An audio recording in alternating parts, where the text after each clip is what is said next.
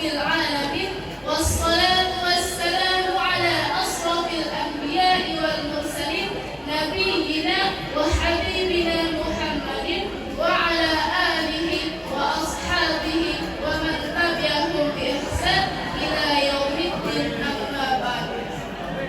Pertama-tama dan yang paling utama, marilah kita panjatkan puja dan puji syukur kita atas kehadirat Allah Subhanahu wa Ta'ala, yang mana Ia telah memberikan kita taufik, hidayah, inayah, sehingga pada kesempatan kali ini kita masih diberikan kesehatan guna menjalankan aktivitas kita, yakni dalam rangka memperingati hari kelahiran Nabi Muhammad Sallallahu Alaihi Wasallam. Maka dari salawat serta salam tak lupa pula kita haturkan kepada seorang hamba Allah yang anggun kepribadiannya, halus budi pekertinya, serta penuh kesederhanaan di dalam hidupnya, yakni baginda Nabi besar kita, Nabi yang tercinta, Nabi Muhammad Sallallahu Alaihi Wasallam.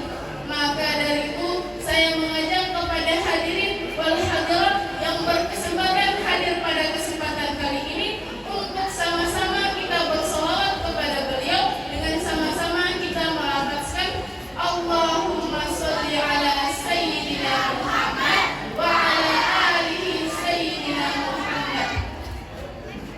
Masyarul muslimin, hadirin wal hadirat yang insyaallah dirahmati oleh Allah Subhanahu wa Ta'ala.